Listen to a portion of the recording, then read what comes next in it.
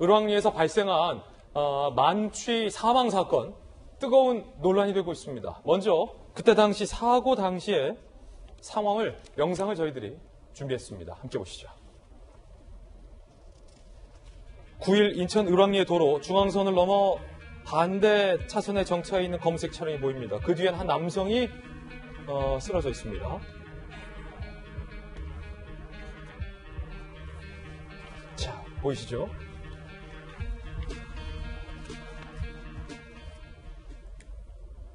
차! 아! 여기, 주소 어디야? 주소 어디야?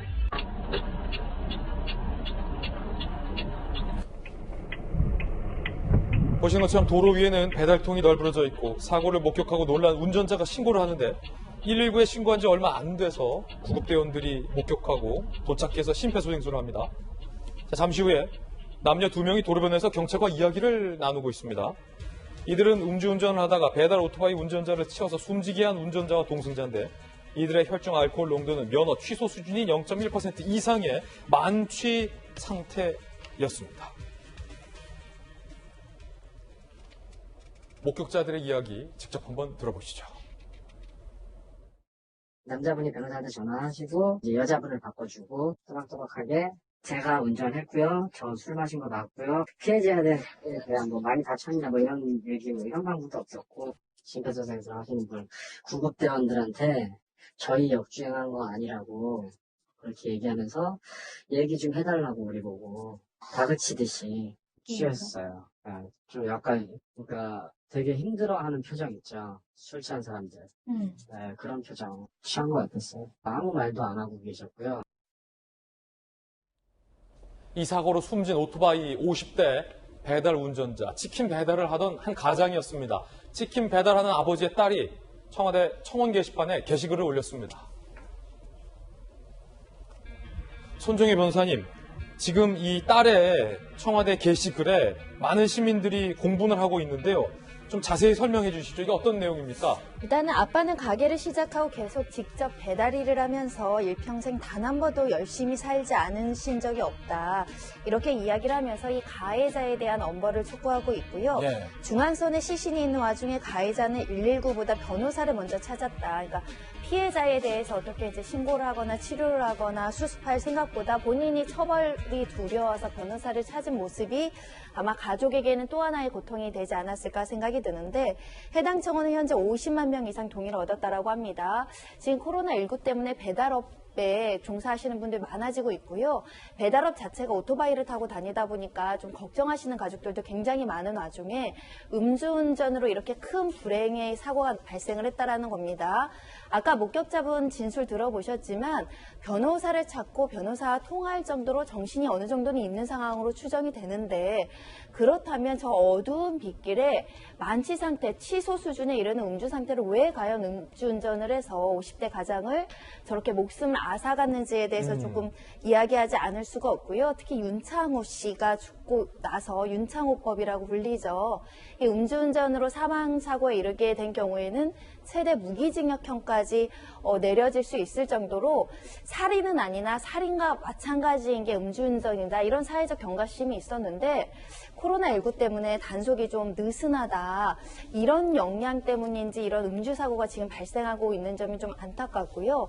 좀 단속도 좀 철저히 해야 될 것으로 보이고요. 가해자 분께서도 좀 사과하고 용서를 빌고 반성하는 모습 보이셔야 되지 않을까 합니다. 예, 이재명 기자. 33살의 여성이 만취한 채로 벤츠 차량을 몰았고 목격자들의 증언을 따르면 이 차가 중앙선을 넘어서 마주 달려오던 치킨 배달을 하는 오토바이, 이 아버지의 오토바이를 덮쳐서 그 자리에서 아버지가 숨진 사건인데 그 30대 여성 운전수 옆에 동승자도 남성 동승자가 타 있는데 이분도 음주운전을 방조한 혐의가 적용되는 거 아닙니까? 그대로라면? 맞습니다. 그래서 똑같이 이권 됐다 이렇게 경찰이 예. 밝히고 있습니다. 그러니까 음주운전을 한 것뿐이 아니라 음주운전을 방치하는 것 자체 범죄가 되는 거고 그래서 이제 경찰을 똑같이 입건을 한 겁니다. 그러니까 이 사건 자체가 글쎄요 지금 뭐 손정혜 변호사 잘 말씀해 주셨지만 이 지금 9시 이후에 뭐 다시 이제 오늘부터는 많이 이제 통금이라고 했던 9시 이후에 식당 영업이 가능해졌지만 사고 났을 때가 9일이었고 그때만 하더라도 9시까지 그렇게 안 했죠. 그래서 이 친구들이 같이 이제 여행을 왔다가 을왕리에 모텔로 옮겨서 거기서 술을 마셨다고 합니다. 아하. 그리고 나서 갑자기 이제 말싸움이 벌어져서 이 운전자와 그리고 동승자가 나와서 먼저 집으로 가겠다고 운전을 했다는 건데 결국은 지금 얘기한 것처럼 이제 당연히 그 자리에서 친구들을 말렸겠죠. 말렸어야 되고 반드시. 그리고 동승자도 반드시 말렸어야 되죠. 지금 운전자의 혈중 알코올 농도가 면허 취소가 0.08부터 취소가 되는데 0.1 이상이 나왔다 이렇게 지금 경찰은 밝히고 있습니다. 그런 점에서 이제 만취 상태에서 운전했다고 볼 수밖에 없고 그런 점에서 동승자가 말리지 않았던 것도 사실 굉장히 어떻게 보면 중하게 좀 그러니까 그 책임을 물어야 할 그런 사안이 아닌가 그렇게 생각이 됩니다. 아버지를 잃은, 가장을 잃은 그 딸이요. 아버지가 치킨집을 했잖아요. 직접 이제 치킨을 배달 가다가 저런 참변을 당한 건데 그 치킨을 주문하고 기다리던 소비자에게 이런 한 배달 어플리케이션에 이 딸이 글을 남긴 글도 공개돼서 많은 사람들이 안타까워하고 있습니다. 소비자들은 이렇게 당연히 항의를 한 건데 그에 대해서 딸이 이렇게 죄송합니다. 전 사장님 딸이고요. 치킨 배달 가다가 저희 아버지가 교통사고로 참변을 당하셨습니다. 속상하실 텐데 이해해 주시면 감사드리겠습니다. 참 김수영 박사님, 이런 딸의 글이 좀 너무나도 마음 아프네요.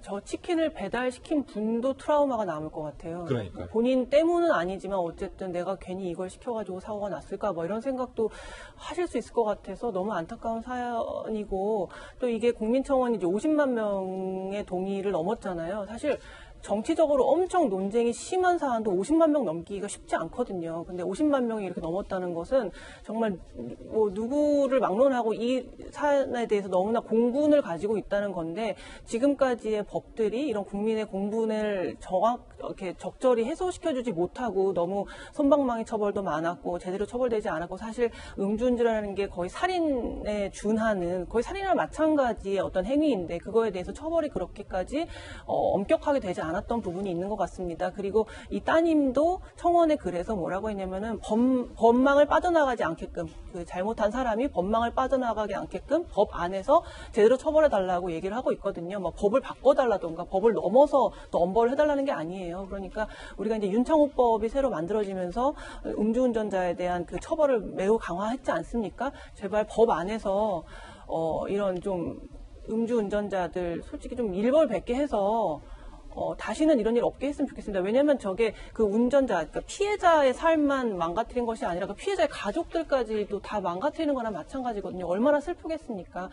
음주운전만큼은 좀 엄벌을 했으면 좋겠다는 생각을 늘 가지고 있습니다.